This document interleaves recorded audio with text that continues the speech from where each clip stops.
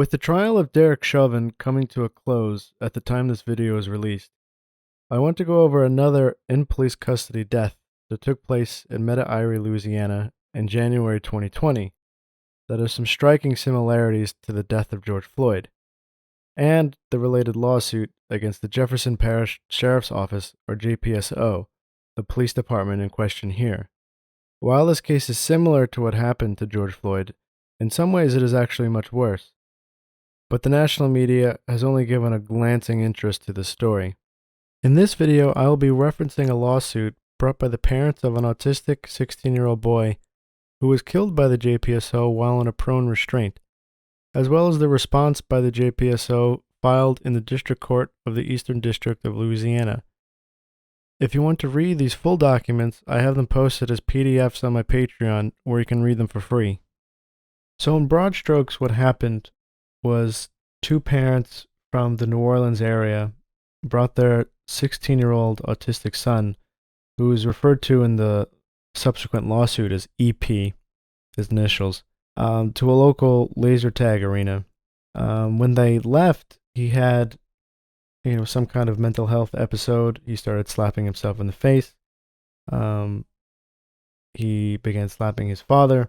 And then an employee of the laser tag arena came out and asked the parents if they would like him or her to call the police, and they said yes. And so the police arrived, and one officer arrived first, named Chad Pitfield of the JPSO, and they restrained him, or he restrained him at first in the prone position, and sat on him while his arms were bound behind his back in the prone position. Other officers showed up later, and they would kind of rotate sitting on him for approximately 7 minutes. And as a consequence, EP was killed. And what precisely killed him is in dispute, in part by this lawsuit. But he died in police custody while being sat on, and he was transferred. He was brought to a hospital where he was declared dead at a local hospital.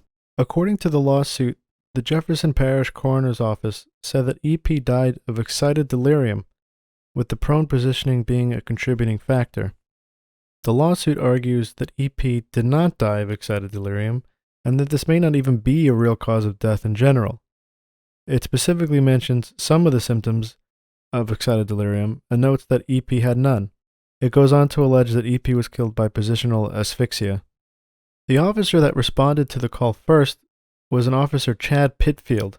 This is the first officer to sit on EP, and the lawsuit says that Pitfield may weigh over 300 pounds. EP himself is also obese. An obese person laying prone, especially with additional weight placed on them, is at risk for positional asphyxia, meaning they cannot breathe well or at all because of the position of their body. In this case, in the prone position with significant weight on their chest, which prevents the chest from expanding to allow air into the lungs. This issue has been relevant to basically every day of the Derek Chauvin trial, and it is also relevant here. The Wikipedia entry for positional asphyxia actually mentions both of these cases right next to each other. When an officer named Nick Vega arrived on the scene, he switched positions with Pitfield, meaning Pitfield stood up and Vega sat on EP to continue the restraint in the prone position. By the time EP was taken by an ambulance, as many as 10 JPSO officers, 7 of which are named in the lawsuit, were there. Most, of course, standing around and watching. Because you always need a bunch of police to just stand around and watch while someone is being brutalized. The lawsuit alleges that Officer Vega lifted EP's arms, which were handcuffed behind his back, up, in what is called a pain compliance technique. Vega did this with such force that EP's arms went over his head and ended up in front of him, while his hands were handcuffed behind his back. You can see this in the security video taken by the laser tag arena. Officer Vega is on top, and the boy's mother is in the reddish-purple top by EP's head. And there is a third pair of arms, belonging to EP, being cranked up over EP's head. And this actually knocks his mother back a bit. Other officers step in at this point, not to rescue EP from this maniac, but to move his mom out of the way. The lawsuit says this hyperextended his arms. I'll show you this full event at regular speed, but zoomed in.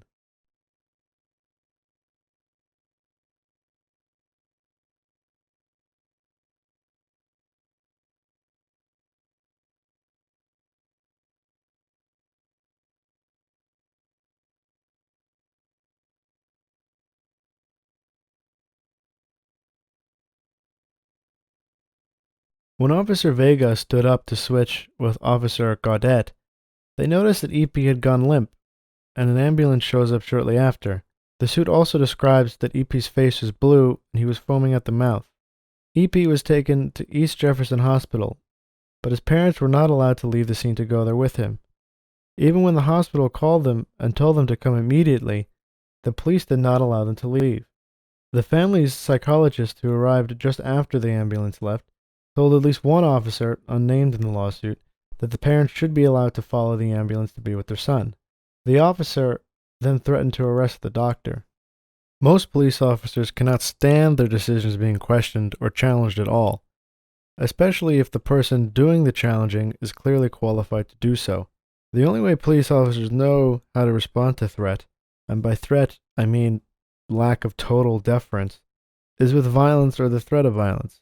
There is really no other way a cop could or would react to a doctor challenging a police order other than the way this cop reacted. The lawsuit seeks unspecified monetary relief and declaratory relief, specifically that the conduct of the JPSO here was unconstitutional. There aren't any hearings set yet in this case, but the JPSO did file a response to the lawsuit. The response makes some procedural objections, such as the jurisdiction of the court to hear the matter at all, and it also denies all the substance of the lawsuit. I want to highlight one denial from the response in particular. Paragraphs 194 and 198 of the suit detail one of the more gruesome aspects of this case, which is the pulling up of EP's arms bound behind his back over his head.